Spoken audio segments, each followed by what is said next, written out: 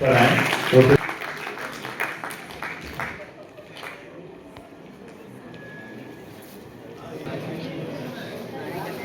ऋतु Mathur ma'am कृपया मंच पे बधाएं।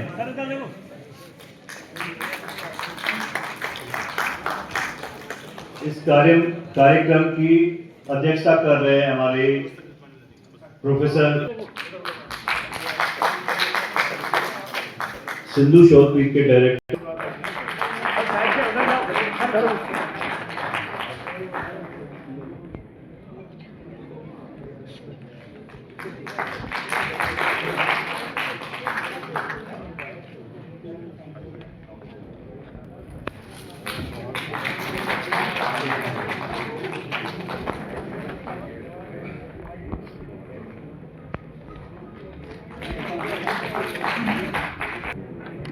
केवल एक शब्द जोड़ना समापन शब्द।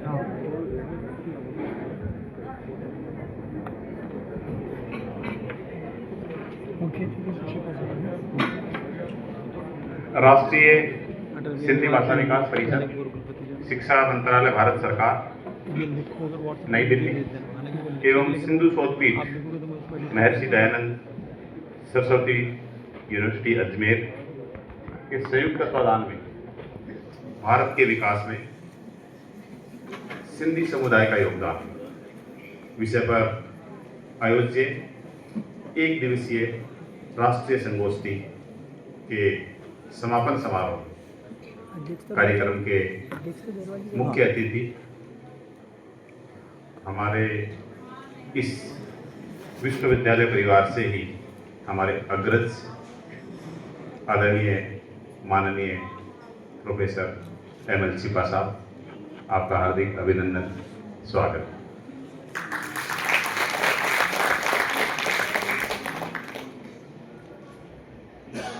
कार्यक्रम की अध्यक्षता कर रहे इस संभाग के सबसे बड़े महाविद्यालय के प्राचार्य एवं यूनिवर्सिटी की एकेडमिक काउंसिल के माननीय सदस्य सम्राट पृथ्वीराज चौहान राजकीय महाविद्यालय के प्राचार्य, ABRSM के प्रदेश अध्यक्ष अग्रज माननीय प्रोफेसर मनोज अग्रवाल जी, आपका हार्दिक अभिनंदन, स्वागत।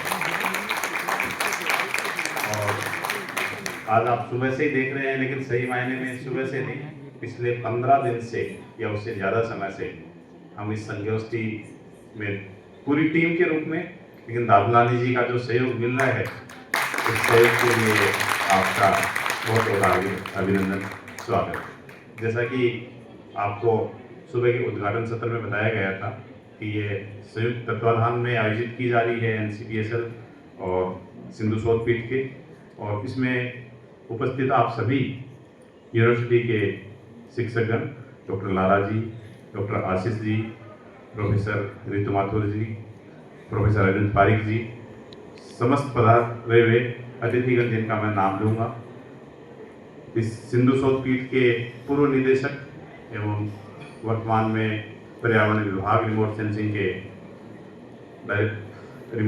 के head of department professor Datta ji, NCPSL के पूर्व डायरेक्टर प्रोफेसर प्रताप पिंजानी जी, इसी सिंधु शोधपीठ की पूर्व उपनिदेशक कमला गोखलानी जी, और जैसा कि आपको पता है कि उद्घाटन सत्र है वो बहुत ही, मैं समझता हूँ कि इस संगोष्ठी का जो उद्घाटन सत्र रहा वो एक, क्योंकि पूरी अभी यूनिवर्सिटी से बाकी सभी शिक्षक सभी से जो मैसेज आ रहे हैं कि बहुत ही सफल उद्घाटन सत्र रहा, उसके लिए आप सभी का हार्दिक अभिनंदन, स्वागत।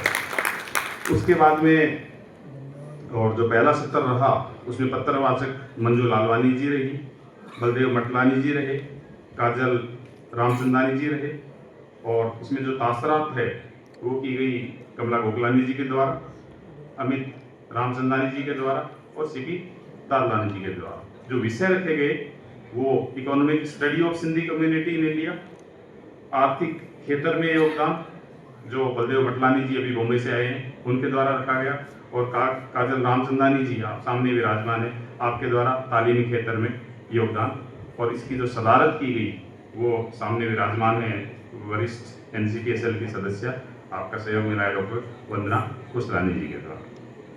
अगला जो सत्र है जो अभी समाप्त हुआ है उसमें पत्रवाचक रहे अशोक मुक्ता जी, जिनका विषय था कार्यभार आपको मिला, बखूबी संभाला।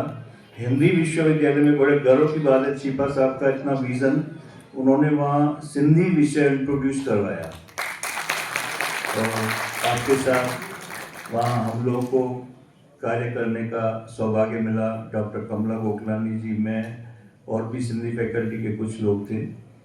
मैं आग्रह करूंगा प्रोफेसर ML छिपा साहब से अपना उद्बोधन प्रस्तुत करेंगे। प्रोफेसर छिपा साहब।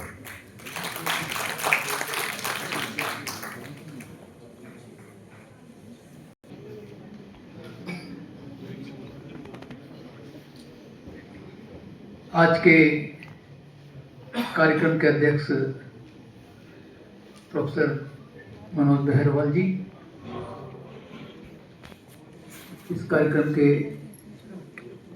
निदेशक सिंधु शोधपीठ के प्रोफेसर सुभाष जी, सभा कक्ष में विराजे सिंधी भाषा के प्रेमी बंधु भगिनी, विश्वविद्यालय के शिक्षक बंधु भगिनी, आज बड़े हर्ष का विषय है कि जिस सिंधु शोधपीठ की स्थापना आपके रिकॉर्ड में तो शायद 2015 है, लेकिन गोखलानी जी, हासू दादलानी जी यहाँ बैठे हैं, हमने 7 फरवरी 2007 को ही कर दिया था। बाकायदा उस समय भूमि पूजन भी हो गया था। 1 करोड़ रुपया की भी घोषणा हो गई, जमा भी हो गया था। वो देखना, वो जमा होगा। लेकिन चूंकि विश्वविद्यालय की विकास की यात्रा आप देखो तो सबका विजन अलग अलग होता है। जिसके जो समझ में बैठता है वो काम आगे चलता रहता है, बाकी ड्रॉप हो जाते हैं। तो मित्रों, ये सिंधु शोधपीठ है, इसकी स्थापना है वो 7 फरवरी 2007 को इस विश्वविद्यालय में हुई है। और मैं बधाई देना चाहूँगा सुभाष जी को कि अब पुनः इस कार्य को आगे बढ़ाया जा रहा है।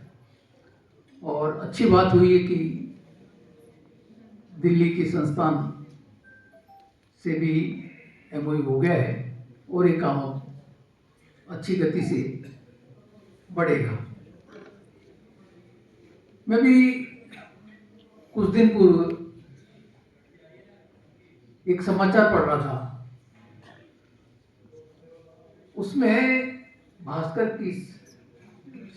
अखबार था, उसमें लिखा था कि 4 शोधपीठ पहले ही बदहाल, एक भी बड़ा शोध नहीं, और अब एक नया शोधपीठ दीनदयाल उपाध्याय का भी उसमें जिक्र था। तो मित्रों, जब क्या काम शुरू होता है, काम लाइन में लग जाता है, तब ऐसी तरह तरह की प्रतिक्रिया है। तो मैं समझ गया कि अब कुछ काम शुरू हो गया इन पीठों का, जहाँ निश्चित रूप से यहाँ अभी शिक्षकों की कमी है और कुछ ही शिक्षकों पर भार है, लेकिन ये सब सहन करना पड़ेगा। इसी में एक से ही काम निकलेगा। तो 2 शोधपीठ हैं, दीनदयाल शोधपीठ और सिंधु शोधपीठ। इनसे तो मेरा निकट का संबंध रहा है, इसलिए जब भी आप चाहेंगे मैं अपनी सेवाएं देने के लिए तैयार हूं। कॉज के प्रति, उनकी वजह से ही ये समुदाय है आज भारत में नहीं विश्व में जाना जाता है। इस समुदाय की प्रवृत्ति को देखकर और उनके त्याग और तपस्या को देखकर मोदी जी ने कहा था, जो समाज अपने इतिहास को भूल जाता है वह समाज इतिहास रचने की शक्ति भी खो देता है।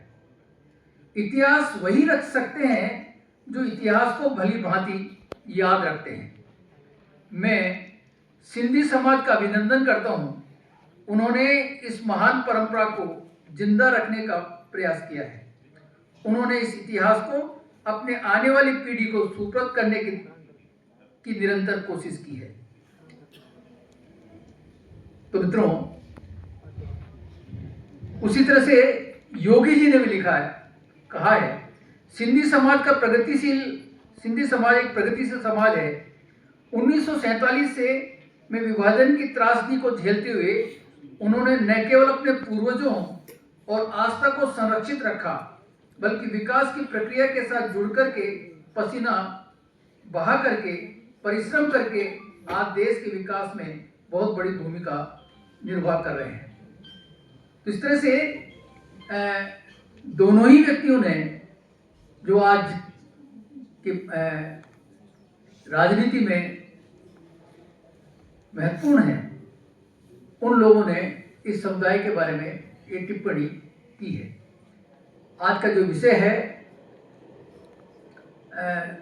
जो भारत के विकास में सिंधी समुदाय का योगदान, अब निश्चित रूप से जो अर्थशास्त्र के विद्यार्थी हैं या अन्य विषयों के हैं, उन्होंने विकास के बारे में जानते हैं कि विकास से तात्पर्य क्या है। लेकिन मैं यहाँ बताऊंगा कि विकास से तात्पर्य केवल आर्थिक ही नहीं है। विकास से तात्पर्य सामाजिक विकास से भी है, राजनीतिक और प्रशासनिक विकास से भी है, शैक्षिक और बौद्धिक विकास से भी है, सांस्कृतिक और नैतिक विकास से भी है, पर्यावरणीय और सतत विकास से भी है। और इन सभी विकास के उदाहरणों में सिंधी समुदाय का बहुत महत्वपूर्ण योगदान रहा है। अजमेर और राष्ट्रीय सिंधी भाषा विकास परिषद, शिक्षा मंत्रालय, भारत सरकार, नई दिल्ली और सिंधु शोध पीठ के संयुक्त तत्वाधान में इस एक दिवसीय गोष्ठी का समापन है। इस समापन के मुख्य अतिथि और मुख्य वक्ता आदरणीय छिपा जी, इस सिंधु शोध पीठ के निदेशक सुभाष जी और इस कार्यक्रम का संचालन कर रहे मेरे आदरणीय बड़े भाई दादलानी जी, मेरे सामने बैठे हुए सिंधी भाषा का अध्ययन करवाने वाले, शोध करवाने वाले, जिनका विषय नहीं है वो इस विषय को बढ़ाने वाले, और सबसे ज़्यादा खुशी का विषय है कि जो मेरे महाविद्यालय के शोधार्थी बैठे हुए हैं बहुत सारे, मैं आप सभी का स्वागत और अभिनंदन करता हूँ। विशेष बात यह है कि मेरे आज कुछ स्टूडेंट डूंगरपुर से चलकर आए हैं, उधर कोने में बैठे हुए हैं, उनको भी मैं लेकर के आया। मेरे कुछ मित्र आए आमेर से, उनको भी मैं लेकर के आया कि आइए आप देखिए। मैं छोटे से बड़ा अजमेर में हुआ और एक आदमी का विषय होता है कि मदार गेट घूमने चलते हैं, और मदार गेट का जो मार्केट है वो शायद क्यों अच्छा है, इसके बारे में मैं कुछ नहीं कहूँगा, आप समझ लेना कि एक बार आप जाइए, घूम करके आइए तो आपको कोई ऊर्जा मिलती है, माइंड फ्रेश होता है और आपको अच्छा लगता है। फिर आपका मन करता है तो आप वहाँ पर कुछ खाते भी हैं, कुछ खरीदते भी हैं। विषय है कि जब भारत के ऊपर विधर्मियों के आक्रमण हुए और उन आक्रमणों में हर व्यक्ति को ये भय होता है कि वो अपनी जान बचाए, लेकिन गर्व का विषय है कि जिन लोगों ने तलवार के दम पर सलवार पहन ली, उनका इतिहास कुछ भी नहीं है। उनका इतिहास खत्म हो गया, वो मर गए, उनमें मर्ज हो गए। लेकिन ये लोग जो हमारे सिंधी भाई हैं, हमारे देश में आए अपने धर्म की रक्षा के लिए, अपनी संस्कृति की रक्षा के लिए और अपनी पहचान की रक्षा के लिए, जिन्होंने तलवार से डरने का साहस, दुस्साहस, जो भी आप समझे, नहीं किया। उस देश में आए। शून्य से शिखर तक की यदि कोई बात की जाए तो सिंधी समाज पर लागू होती है, क्योंकि जीरो कुछ नहीं था, खाली हाथ आए थे। खाली हाथ आकर के उन्होंने अपने यहाँ पर अपना जीवन यापन शुरू किया। मित्रों, जैसे हम दूध में चीनी मिला देते हैं और फिर बड़ा मुश्किल होता है कि चीनी को हम कैसे ढूंढें, लेकिन चीनी स्वाद देती है, दूध मीठा करती है। इन सिंधी भाइयों ने इस भारत की संस्कृति को, इस भारत की सांस्कृतिक राष्ट्रवाद को मिठास दी है। इस सांस्कृतिक राष्ट्रवाद में अपना योगदान दिया है और इस देश की माटी को अपना समझ करके खूब बात की है। मैं राजनीति विज्ञान का छात्र हूँ, तो हमें एक विषय पढ़ाया जाता है कि राजनीति विज्ञान के लिए जो अर्थव्यवस्था है वो उसका ब्लड है, या यूं कह दूं कि जो अर्थ है वो राजनीति विज्ञान का रक्त है। बिना अर्थ के राजनीति का संचालन आप नहीं कर सकते। कौटिल्य जब बहुत कुछ लिखता है, उसने बहुत चिंतन किया, लेकिन उसने एक किताब का नाम लिखा अर्थशास्त्र। किसी को लगता है कि अर्थशास्त्र ऐसे ही होगा, लेकिन कौटिल्य का अर्थशास्त्र आज भी प्रासंगिक है, और वो इसलिए है कि किसी भी देश की व्यवस्था को सुचारू बनाने के लिए अर्थ का होना बहुत जरूरी है। और इस देश की अर्थव्यवस्था में मुझे तो लगता है कि विषय आपने गलत लिख दिया। भारत के विकास में आपको लिखना था कि भारत के आर्थिक विकास में सिंधी समुदाय का योगदान, और वो सबसे ज्यादा है। हमारे यहाँ कहते हैं कि सिंधी का बच्चा भूखा नहीं मरेगा, सब कुछ सीख जाएगा, सब कुछ कर लेगा। और मैंने देखा है, मेरे साथ मेरे कुछ मित्र ऐसे थे जो एक ठेला निकलते थे, लेकिन मैं बता रहा हूं उनकी आज मदार गेट पे 4 दुकानें हैं, मेरे साथ पड़े हुए। मैं उनसे पूछता था तो मुझे लगता था कि उनके अंदर एक जज्बा है, एक लक्ष्य है, शर्म कभी नहीं करते थे, और उनको पता था कि मेरा यही रास्ता है और मैं इसी रास्ते से इस कुछ अपना काम करूंगा। और एक व्यक्ति जब आर्थिक रूप से सक्षम होता है, तो आजकल एक दौर चल रहा है कि हम रोजगार देने वाले बने। तो मैं समझता हूँ शायद मोदी जी को किसी ने कहा होगा कि सिंधी समाज ये रोजगार देने वाला, और वो आज हम यूं नहीं करते, आज हम यूं बनने वाले हैं। और आप किसी भी सिंधी को देखोगे वो ऐसे नहीं है, वो रोजगार देने वाला है, वो रोजगार देता है, चाहे छोटा दे चाहे बड़ा दे। भारत की संस्कृति में, भारत के सांस्कृतिक विकास में सिंधियों का बहुत बड़ा योगदान है। जब हमारे देश में या अजमेर में जब हम देखते हैं आयोलाल झूलेलाल, ये एक छोटा सा विषय नहीं है, ये वो संस्कृति का प्रतीक है जो ये बताते हैं कि हमने हमारी कल्चर नहीं छोड़ी, हमने राजनीतिक रूप से एक देश बना। ध्यान से सुनना। और 15 अगस्त 1947 को एक देश का नाम आया, सिंध। उसके वहां के लोगों के साथ क्या हुआ उन लोगों को पता था। तो मुझे लगा चीपा साहब कि सिंधियों को ये भी बहुत बड़ी उनकी सेंस होती है कि अब यहाँ पे क्या होगा और कैसे काम करना चाहिए, और वो सब लोग यहाँ पर आ गए। उनको पता था कि पाकिस्तान में क्या होने वाला है। जब पाकिस्तान तो हमारा बड़ा भाई है ना, 12 घंटे पहले पता हुआ है, उसको ज्यादा अक्ल होनी चाहिए थी, उसमें ज्यादा ताकत होनी चाहिए थी, उसके पास ज्यादा सब कुछ होने चाहिए थे।